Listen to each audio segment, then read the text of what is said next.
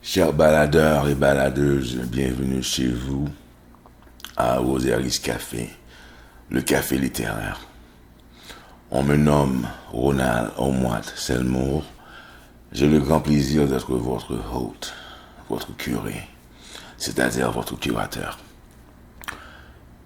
Dans cette capsule, nous aurons le plaisir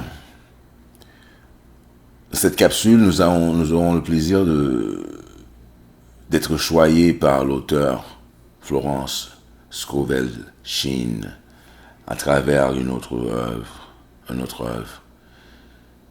un bouquin qui s'intitule Le jeu de la vie et comment le jouer. Florence était une enseignante super dévouée, super douée sur la base de la connaissance ésotérique qui a façonné les domaines de la croissance spirituelle et de la nouvelle pensée. Le jeu de la vie et comment le jouer. Par Florence Scovel Sheen.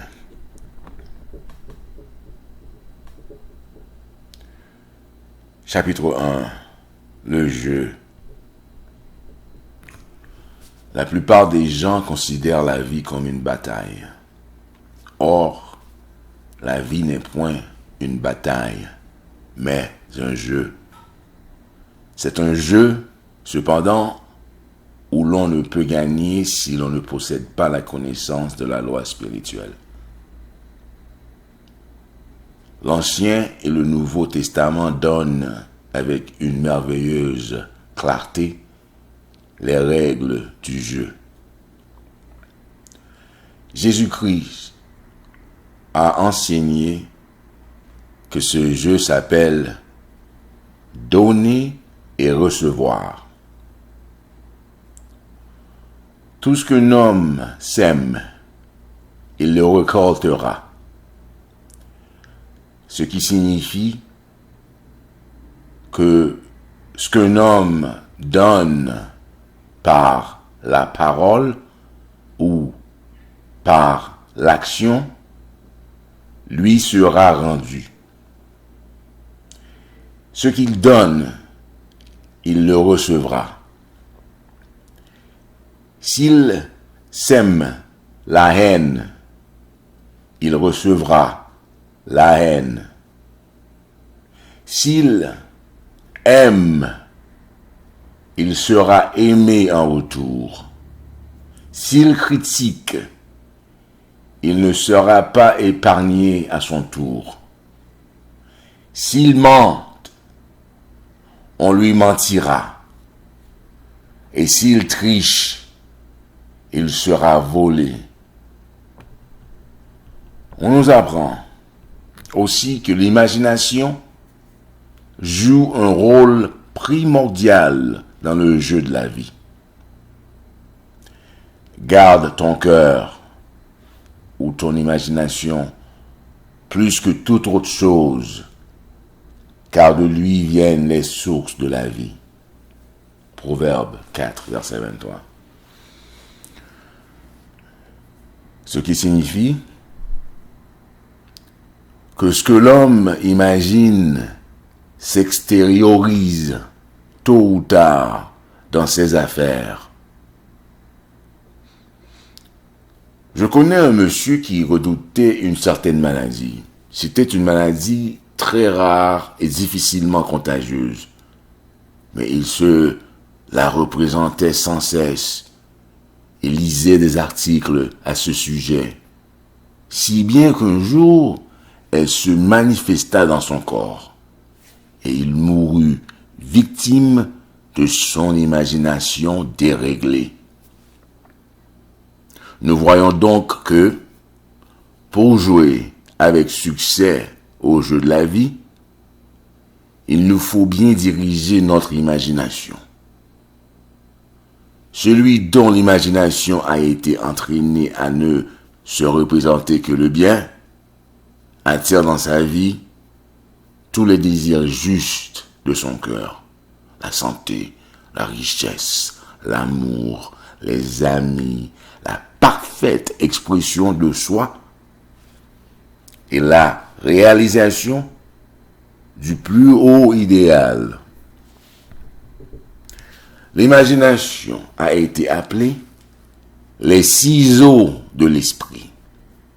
Et, en fait, elle découpe sans cesse, jour après jour, les images que l'homme y forme et, tôt ou tard, il rencontre sur le plan extérieur ses propres créations pour former convenablement son imagination.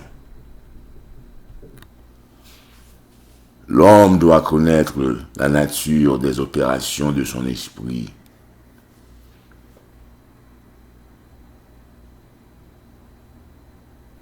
Les anciens disaient, connais-toi toi-même.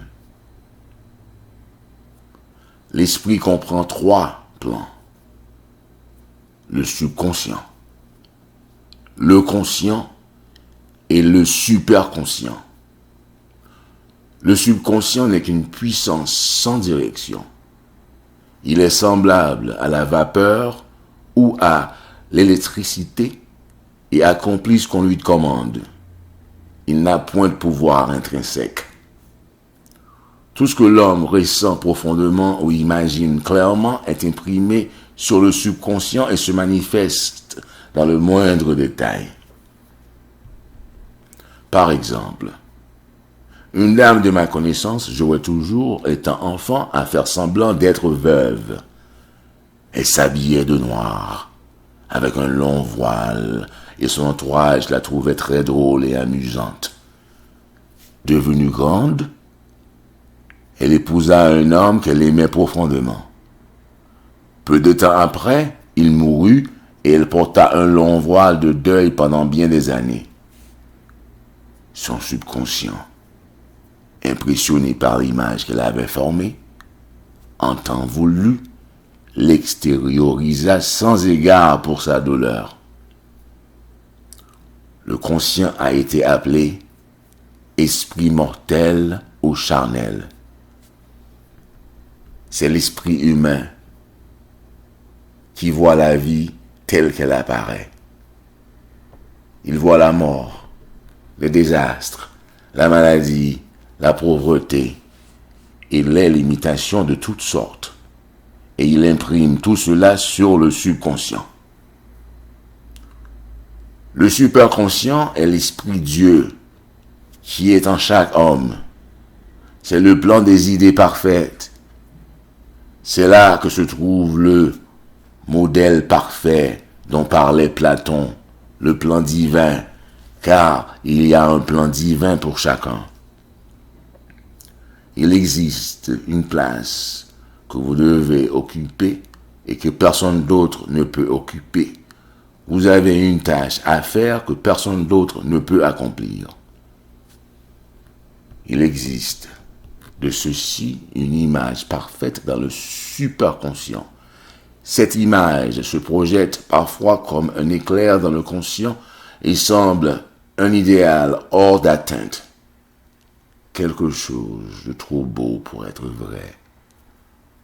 En réalité, c'est la destinée véritable, la destination de l'homme, projetée par l'intelligence infinie qui est en lui-même. Beaucoup, cependant, sont dans l'ignorance de leur véritable destinée et s'efforcent vers des choses, des situations qui ne leur appartiennent pas et qui ne leur apporteraient qu'échec et mécontentement s'ils arrivaient à les posséder. Une jeune femme, par exemple, vint me voir pour me demander de prononcer la parole afin d'épouser un homme dont elle était très éprise.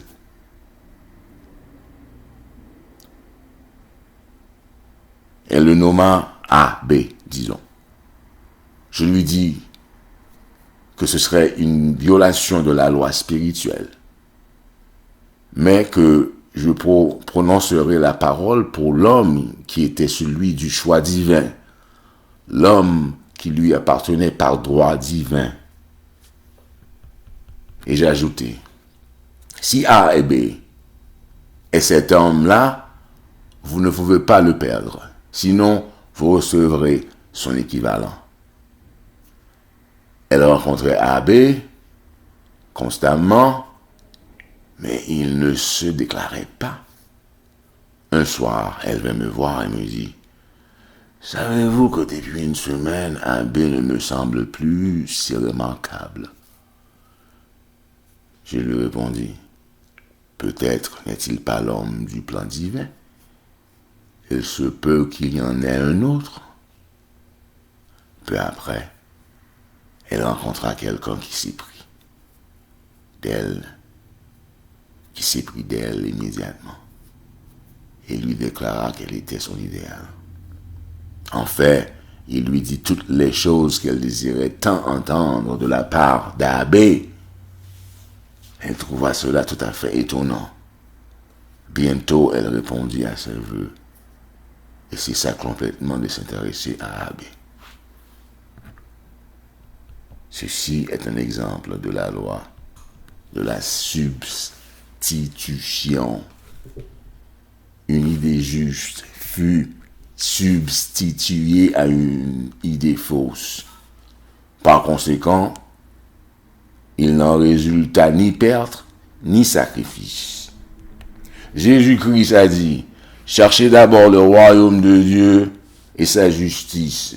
Tout le reste vous sera donné par surcroît. » Et il a affirmé aussi que le royaume est au-dedans de vous, de nous. Le royaume est le plan des idées justes. C'est lui du modèle divin.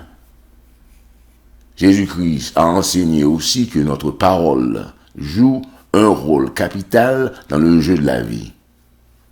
Par tes paroles, tu seras justifié, et par les paroles, tu seras condamné.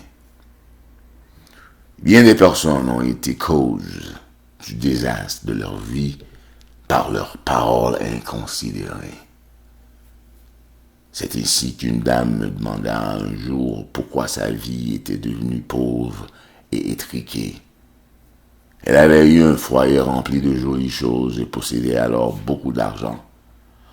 En cherchant, nous trouvâmes qu'elle s'était lassée de diriger sa maison, qu'elle répétait sans cesse « Oh, j'en ai assez de toutes ces choses, je voudrais vivre dans une malle. » Elle ajouta, « Aujourd'hui, c'est chose faite. » Sa parole l'y avait précipité. Le subconscient n'a point le sens de l'humour et les gens provoquent souvent leur malheur par leur plaisanterie. Voici encore un exemple. Une personne qui possédait une jolie fortune plaisantait constamment disant qu'elle se préparait à entrer dans l'hospice. En quelques années, elle fut presque ruinée, ayant imprimé sur son subconscient l'image de la médiocrité et de la pauvreté. Par bonheur, la loi est à double tranchant, et une situation malheureuse peut être transformée en situation avantageuse. Une consultante vint chez moi par une chaude journée d'été pour me demander un traitement en métaphysique. Traiter signifiait soumettre à l'action de la prière pour la prospérité. Elle était épuisée, abattue, découragée et me dit qu'elle ne possédait juste que $8 au monde. Je lui répondis, c'est parfait, nous allons les bénir et les multiplier, comme Jésus-Christ multiplia les pains et les poissons, car il a enseigné que tout homme a le pouvoir de bénir et de multiplier, de guérir et de prospérer. Et ensuite, que dois-je faire? Suivez votre intuition. Avez-vous une attirance pour quelque chose ou quelque endroit? Intuition vient de intuirie, voire de l'intérieur, c'est-à-dire être enseigné de l'intérieur. L'intuition est le guide infaillible de l'homme. Et je parlerai plus longuement dans un autre chapitre de ces lois. Cette dame réfléchit. Je ne sais pas, il me semble que je devais rentrer dans ma famille. J'ai juste assez d'argent pour y aller par la route. Cette dame réfléchit. Je ne sais pas, il me semble que je devrais rentrer chez ma famille. J'ai juste assez d'argent pour y aller par la route. Sa famille se trouvait dans une ville éloignée et n'était pas riche.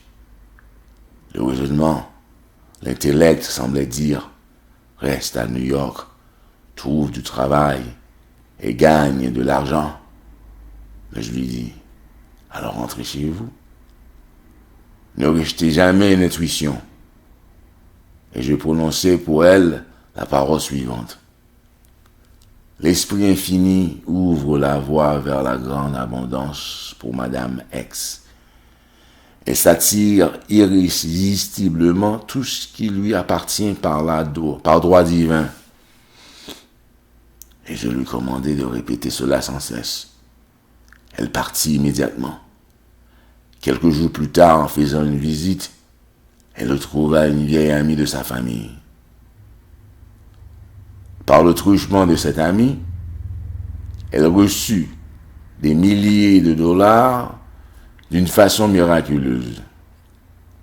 Depuis, elle m'a dit souvent, racontez l'histoire de la dame qui est venue vous voir avec 8 dollars en poche et une intuition. L'abondance existe toujours sur la route de l'homme. Mais elle ne peut se manifester que par le désir, la foi ou la parole prononcée. Jésus-Christ a indiqué clairement que c'est à l'homme de faire le premier pas. Demandez et vous recevrez. Cherchez et vous trouverez. Frappez et l'on vous ouvrira. Matthieu 7, verset 7.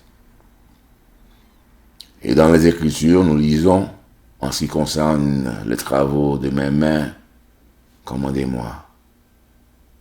Intelligence infinie. Dieu est toujours prêt à réaliser les désirs, petits ou grands, des humains. Or, tout désir exprimé ou inexprimé est une demande. Nous sommes souvent étonnés de voir un souhait brusquement réalisé. Une année, au moment de Pâques, voyons des beaux rosiers dans les vitrines des fleuristes. J'ai souhaité en recevoir un et, pendant un instant, j'en vis, mentalement, un déposé à ma porte. Le jour de Pâques, il m'arriva une superbe rosier. Le lendemain, je remerciai l'ami qui me l'avait offert en lui disant que c'était précisément ce que je souhaitais. Elle s'écria, je ne vous ai pas envoyé de rosier, je vous ai envoyé des lys. Le fleuriste avait confondu sa commande avec une autre et m'avait apporté le rosier simplement parce que j'avais mis en action la loi. Et qu'il fallait que je reçoive un rosier. Rien ne s'interpose entre l'homme, son plus haut idéal et chaque désir de son cœur, si ce n'est le doute et la crainte. Rien ne s'interpose entre l'homme, son plus haut idéal et chaque désir de son cœur, si ce n'est le doute et la crainte. Lorsque l'homme s'est souhaité hardiment, tous ses désirs se réalisent instantanément. Dans un chapitre suivant, j'expliquerai plus complètement la raison scientifique de ceci et comment la peur doit être effacée du conscient. C'est l'unique ennemi de l'homme. Peur de la pauvreté, de l'échec, de la maladie, des pertes, tout sentiment d'insécurité sur quelque plan que ce soit. Jésus-Christ a dit, Pourquoi as-tu peur, homme de peu de foi? Matthieu 8, verset 26. Nous voyons donc qu'il nous faut substituer la foi à la peur. Car la peur n'est que de la foi inversée. C'est la foi dans le mal au lieu du bien. Le but du jeu de la vie, c'est de voir clairement le bien et d'effacer du mental toutes les images du mal. Ceci doit être obtenu en imprimant sur le subconscient la réalisation du bien. Un homme très brillant qui avait atteint à une grande réussite me raconta qu'il avait brusquement effacé toute crainte de sa conscience en lisant un jour un écriteau en lettres majuscules ainsi conçu. Ne vous inquiétez pas, cela ne se produira probablement jamais. Ces mots frappèrent de façon indélébile.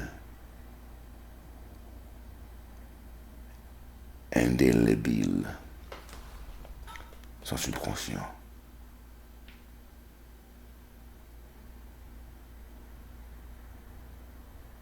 Il a maintenant la ferme conviction que seul le bien peut entrer dans sa vie et, par conséquent, seul le bien se manifeste. Dans le chapitre suivant, je traiterai des différentes méthodes par lesquelles on peut impressionner le subconscient. Celui-ci est le fidèle serviteur de l'homme. Mais il faut avoir soin de lui donner des ordres convenables. L'homme a constamment près de lui un témoin attentif, son subconscient.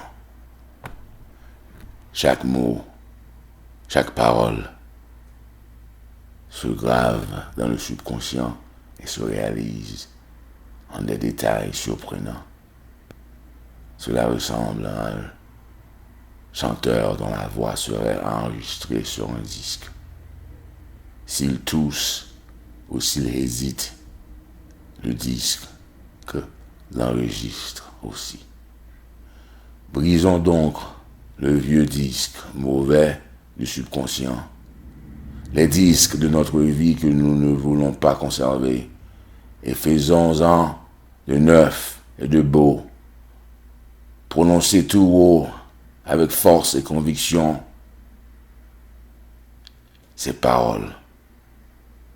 Je brise et je démolis par ma parole tout ce qui, dans mon subconscient, est faux. Tout cela retourne au néant, car toutes ces pensées fausses sont sorties de ma vaine imagination. À présent, je grave de nouveaux disques par la puissance du Christ qui est en moi.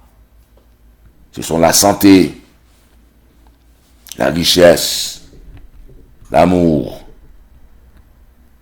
et l'expression parfaite de mon être.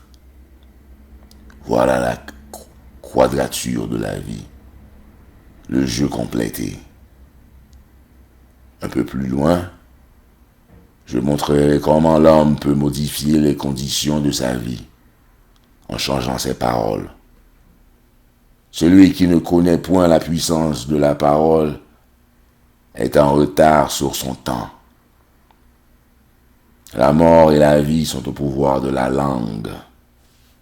Proverbe 18, verset 21.